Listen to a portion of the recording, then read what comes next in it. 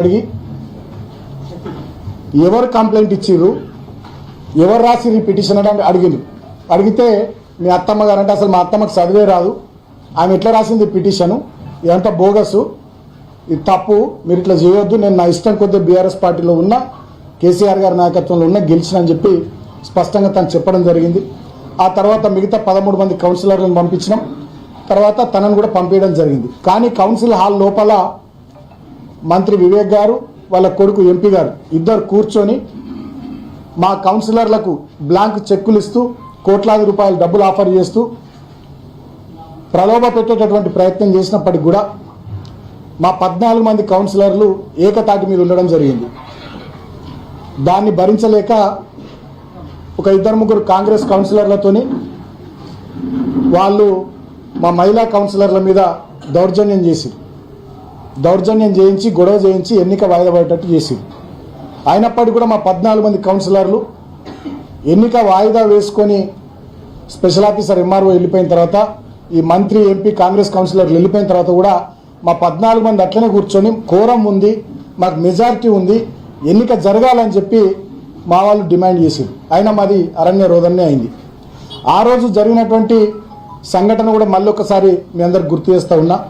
మేము ఇక్కడ మా కౌన్సిలర్లను పంపించి 13 మందిని పంపించి బబ్బెర స్వర్ణలత గారిని వారు ఆపిరు కాబట్టి ఆమెను కూడా కౌన్సిల్ హాల్ లోపల పంపించేంత వరకు నేను కోవలక్ష్మి గారు ఓ 20-25 మంది కార్యకర్తలమే ఇక్కడ కేతన్పల్లి ఆర్ఓబి దగ్గర ఉన్నాం. ఆ సమయంలో మంత్రి వివేక్ గారు వారి కొడుకు ఎంపీ 10ల సంఖ్యలో వాళ్ళ కార్లు, వందలాది మంది కాంగ్రెస్ కార్యకర్తలు మున్సిపల్ కౌన్సిల్ వైపు వెళ్ళడానికి వాళ్ళు వస్తుంటే మేము పోలీసులను అడిగినాం. నేను ఒక మాజీ ఎమ్మెల్యేను, ఈ నియోజకవర్గం ఇన్ఛార్జ్ను, జిల్లా పార్టీ అధ్యక్షుడిని. నా నివాసం కేతంపల్లి, ఇక్కడనే ఈ మున్సిపాలిటీ.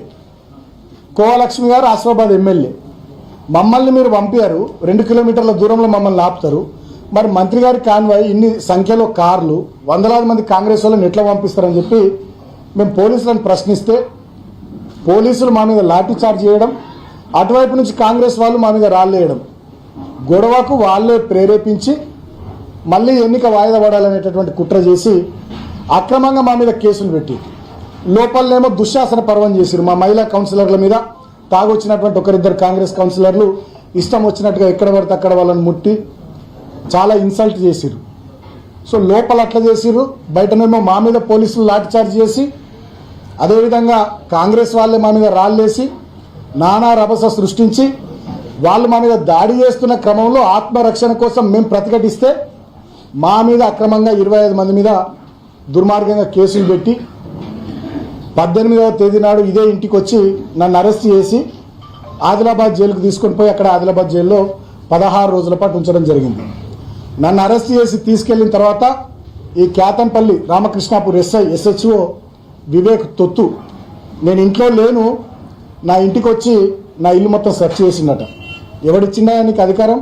నేను అడుగుతా ఉన్నా రామకృష్ణాపూర్ SIని. సెర్చ్ వారెంట్ లేకుండా నేను జైల్లో ఉన్న సమయంలో నా ఇంటికి వచ్చి సెర్చ్ చేయడానికి, సోదా చేయడానికి మీకు ఎవడు అధికారం ఇచ్చాడు? మీ అయ్యే జాయిర్ అనుకుంటున్నావా?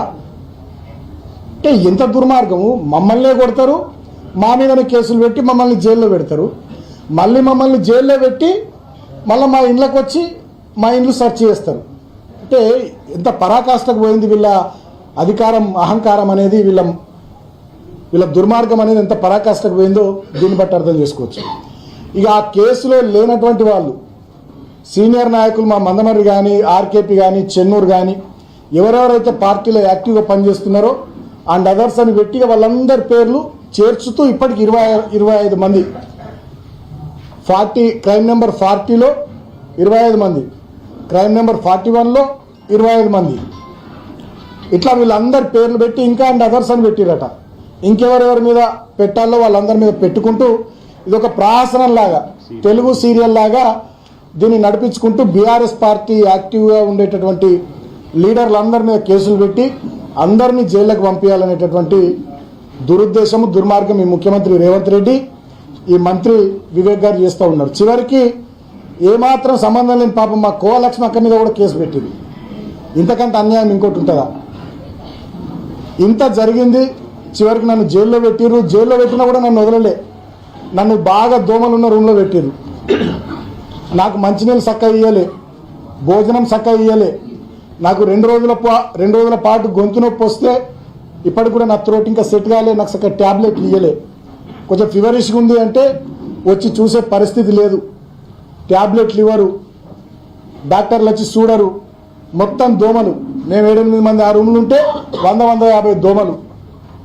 అంటే కావాలని చెప్పి మాకు రిస్ట్రిక్షన్స్, నువ్వు గిన్నెనే తిరగాలి, ఇగో గిదే బ్యారకు, బయటకు పోవద్దు, న్యూస్ పేపర్లు ఇయ్యరు, పుస్తకాలు తెప్పించుకుంటామంటే దానికి కోర్టు నుంచి పర్మిషన్ కావాలంటారు, చలి బాగా పెడుతుంది ఇబ్బంది అవుతుంది అంటే దుప్పట్లు ఇయ్యరు. మా శ్రీకాంత్ అని మా అడ్వకేట్ ఒక 3 రోజుల తర్వాత పాపం ఆయన పోరాటం చేసి నేను కప్పుకోవడానికి కూడా దుప్పటి, దానికోసం మా ఆదిలాబాద్ చెందినటువంటి శ్రీకాంత్ అనే అడ్వకేటు 3 రోజులు ఫైట్ చేయాల్సి వచ్చింది. 3 రోజుల ఫైట్ తర్వాత నాకు దుప్పటి వచ్చింది లోపలికి. అంటే ఇంత దుర్మార్గంగా, ఇంత పైశాచికంగా వీళ్ళు వ్యవహరించారు ప్రభుత్వ పెద్దలు. అంతేకాకుండా నాకు మొన్ననే మంచిర్యాల కోర్టులో బెయిల్ వచ్చింది, హైదరాబాద్ కోర్టులో బెయిల్ వచ్చింది, ఎన్నో అక్రమ కేసులలో.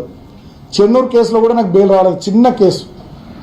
కావాలని చెప్పి ప్రభుత్వ పెద్దలు దాంట్లో నాకు బెయిల్ రాకుండా చేశారు. కారణం ఏంది? నిన్న హోలీ పండగ, ఇవాళ నా చిన్న కొడుకు పుట్టినరోజు. సో ఈ 2 రోజులు కూడా నేను జైల్లో ఉండాలని, అంటే పండగ పూట నా చిన్న కొడుకు పుట్టినరోజు సందర్భంగా కూడా నేను నా కుటుంబ సభ్యులతో ఉండొద్దు, జైల్లో బాధపడాలనేటటువంటి ఒక పైశాచిక ఆనందంతో ఈ ముఖ్యమంత్రి రేవంత్ రెడ్డి గారు, ఈ మంత్రి వివేక్ గారు వ్యవహారం చేస్తూ ఉన్నారు. సరే, నేను ఇప్పటికైనా మంత్రి గారిని కోరుతా ఉన్నా, ముఖ్యమంత్రి గారిని కోరుతా ఉన్నా, మీరు నన్ను 16 రోజులు జైల్లో పెట్టిర్రు, అనేక రకాల ఇబ్బందులు పెట్టిర్రు, మమ్మల్ని లాఠీ చార్జ్ చేసి కొట్టిర్రు, మా మీదనే కేసులు పెట్టి అక్రమంగా జైళ్ళల్లో పెట్టిర్రు. ఇప్పటికైనా మీ కక్ష తీరింది, ఇప్పటికైనా మీ కడుపు మంట, మీ కళ్ళ మంట చల్లారింది అని చెప్పి నేను అనుకుంటా ఉన్నా. ఇప్పటికైనా కేతన్పల్లి మున్సిపాలిటీ ప్రజానీకం ఇచ్చినటువంటి ప్రజా తీర్పును గౌరవించమని నేను కోరుతున్నా ప్రభుత్వాన్ని. నేను వేరే గొంతమ్మ కోరికలు ఏం కోరతలే. ఇప్పటికైనా వివేక్ గారు, రేవంత్ రెడ్డి గారు, కేతన్పల్లి మున్సిపాలిటీ ప్రజలు ఇచ్చినటువంటి ప్రజా తీర్పును దయచేసి గౌరవించండి అని కోరుతున్నా. చెన్నూరులో 18 వార్డులలో 11 వార్డులు కాంగ్రెస్ గెలిచింది, మేము 4 గెలిచినాం. అక్కడి ప్రజా తీర్పును మేము హుందాగా గౌరవించినాం. నేనే స్టేట్మెంట్ ఇచ్చిన ప్రజా తీర్పును గౌరవిస్తున్నామని. మరి ఇక్కడ కేతన్పల్లి మున్సిపాలిటీలో 22 వార్డులకు గాను 14 వార్డులు మేము గెలిచినాం, 7 వార్డులు మీరు గెలిచిరు. మరి ప్రజా తీర్పును మీరు ఇప్పటికైనా గౌరవించాలని చెప్పి నేను మంత్రి గారికి, ముఖ్యమంత్రి గారికి, రాష్ట్ర ప్రభుత్వ పెద్దలకు తెలియజేస్తూ ఉన్నా. నేను ఇంకొక విషయం కూడా, గతంలో నేను పోలీస్ స్టేషన్లలో మా మీద కేసులైనాయి, మమ్మల్ని అరెస్ట్ చేయబోయే సందర్భంలో మమ్మల్ని జైలుకు పంపిస్తారు అని తెలిసినటువంటి సందర్భంలో నేను ముందే ప్రెస్ మీట్ పెట్టి కూడా చెప్పినాను. 18వ తారీఖు నాడు మమ్మల్ని జైలుకు పంపించింది. 17వ తారీఖు నాడు రెండవసారి చైర్మన్, వైస్ చైర్మన్ ఎన్నికకు సంబంధించి అక్కడ కౌన్సిల్ సభ్యుల ప్రమాణ స్వీకారము, అదేవిధంగా తర్వాత జరిగినటువంటి ప్రాసెస్, దీనికి సంబంధించినటువంటి వీడియో ఫుటేజ్ బయట పెట్టాలని నేను డిమాండ్ చేసిన. జిల్లా కలెక్టర్ కానీ, ఈ ఎన్నికల స్పెషల్ ఆఫీసర్ కానీ, స్టేట్ ఎలక్షన్ కమిషన్ కానీ ఇప్పటిదాకా ఆ వీడియో ఫుటేజ్ ఎందుకు మీరు బయట పెడతలేరు? మా మహిళా కౌన్సిలర్ల పట్ల దౌర్జన్యం చేసిన కాంగ్రెస్ కౌన్సిలర్ల మీద చర్యలు తీసుకోరా? వాళ్ళ మీద కేసులు పెట్టారా? ఎక్స్ అఫీషియో సభ్యుడిగా ఉన్నటువంటి వివేక్ గారు ఆ కౌన్సిల్ మీటింగ్లో లేచి ఉపన్యాసం ఇస్తున్నాడు, ఇది రూల్స్కి విరుద్ధం. మరి ఆయన మీద కేసు పెట్టారా? మరి ఇక్కడ 144 సెక్షన్ ఉంది, ఇక్కడ గుంపులుగా తిరగొద్దు అని చెప్పి మమ్మల్ని రిస్ట్రిక్ట్ చేసినటువంటి మీరు మరి గుంపులుగా కాన్వాయ్లు వేసుకొని మంత్రి గారు పోయిండ్రు, మరి వారి మీద కేసు పెట్టారా? మా మీద రాళ్ల దాడి చేసారు కాంగ్రెస్ వాళ్ళు. వీడియో ఫుటేజ్లు కూడా ఉన్నాయి, వీడియోస్ వచ్చినాయి, మీ మీడియాలో, సోషల్ మీడియాలో విస్తృతంగా తిరుగుతున్నాయి. మరి కాంగ్రెస్ వాళ్ళ మీద కేసులు పెట్టారా? అంటే చట్టం కాంగ్రెస్ పార్టీకి చుట్టమైందా? చట్టం విశాఖ ఇండస్ట్రీస్కు, V6కు, వెలుగుకు, వివేక్కు చుట్టమైందా? ఈ ప్రాంతంలో అసలు పోలీసులు మీరు కాకి బట్టలు వేసుకున్నారా, కాంగ్రెస్ బట్టలు వేసుకున్నారా? మంచిర్యాల డీసీపీ భాస్కర్ నుంచి మొదలుకొని రామకృష్ణాపూర్ SHO శ్రీధరన్టోన్ దాకా ఏసీపీలు కానీ, సిఐలు కానీ మొత్తం విశాఖ ఇండస్ట్రీస్ ఎంప్లాయీస్ లెక్కన పనిచేస్తున్నారు. జిల్లా కలెక్టర్ కుమార్ దీపక్ నుంచి మొదలుకొని MRO మందమరి వరకు, ఈ ఎన్నికకు స్పెషల్ ఆఫీసర్గా వ్యవహరించినటువంటి MRO వరకు వీళ్ళంతా కూడా విశాఖ ఇండస్ట్రీస్ ఎంప్లాయీస్ లెక్కన పనిచేస్తూ ఉన్నారు. ఇంతకన్నా దుర్మార్గం ఇంకోటి లేదు.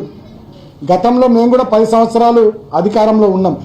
ఈ ప్రాంతంలో ఎన్నో మున్సిపల్ ఎన్నికలు జరిగినాయి, ఎంపీటీసీ జడ్పీటీసీ ఎన్నికలు జరిగినాయి, గ్రామ పంచాయతీ ఎన్నికలు జరిగినాయి, పార్లమెంట్ ఎన్నికలు జరిగినాయి, సింగిల్ విండో ఎన్నికలు జరిగినాయి. ఎన్నడూ కూడా ఈ రకంగా ఒక రావణ కాష్టం లాగా ఈ ప్రాంతాన్ని మేము ఎన్నడూ తయారు చేయలేదు. 10 ఏళ్లలో గెలిచే అవకాశం ఉన్న కాడ మేము గెలిచినాం, వేరే పార్టీ గెలిచే అవకాశం ఉన్న కాడ ఆ పార్టీ గెలిచిరు తప్ప మేమెన్నడూ కూడా వేరే రకంగా వ్యవహారం చేయలే. ఇంకా దారుణం ఏంది, ఇంకా దుర్మార్గం ఏంటంటే ఇప్పటికి కూడా వీళ్ళ కళ్ళమంట సల్లార్తలే. మా భూమయ్య గౌడ్ గారు 11th వార్డు కౌన్సిలర్, ఆయన ఇంటి మీద సింగరేణి అధికారులు 30 సంవత్సరాలు వాళ్ళ నాన్నగారు ఎప్పటి నుంచి ఉంటున్న ఇల్లు 30 సంవత్సరాలు అయింది వాళ్ళు ఉండబట్టి. ఆయన భూమగౌడ్ గారి ఇంటి మీద పోయి దాడి చేస్తారు సింగరేణి వాళ్ళు. నాకు ఇప్పుడే ఒక వార్త కూడా వచ్చింది, ఇప్పటికీ మా కౌన్సిలర్లు ఎవరైతే 14 మంది ఉన్నారో వాళ్ళ బంధువులు, వాళ్ళ స్నేహితులు, వాళ్ళకి తెలిసిన వాళ్ళు ఎవరన్నా ఉంటే వాళ్ళ దగ్గరకు పోయి కౌన్సిలర్ల మీద ఒక పిటిషన్ బాలకసుమని కిడ్నాప్ చేసిందని చెప్పి ఇంకా బతిమలాడుకుంటా పోలీసు వాళ్ళు వాళ్ళ ఇళ్ళ చుట్టూ తిరుగుతున్నారట, బంధువుల ఇళ్ళ చుట్టూ, వాళ్ళ స్నేహితుల ఇళ్ళ చుట్టూ. ఇంత జరిగిన తర్వాత కూడా రాష్ట్రమంతా మిమ్మల్ని చూ అన్నాక కూడా ఇంకా 14 మంది మా కౌన్సిలర్లకు సంబంధించి బీఆర్ఎస్ పార్టీ, సిపిఐ పార్టీ మేమే మా కౌన్సిలర్లను కిడ్నాప్ చేసినామని చెప్పి పిటిషన్ ఇవ్వమని ఇళ్ళ పొంటి తిరుగుతున్నారు పోలీసు వాళ్ళు.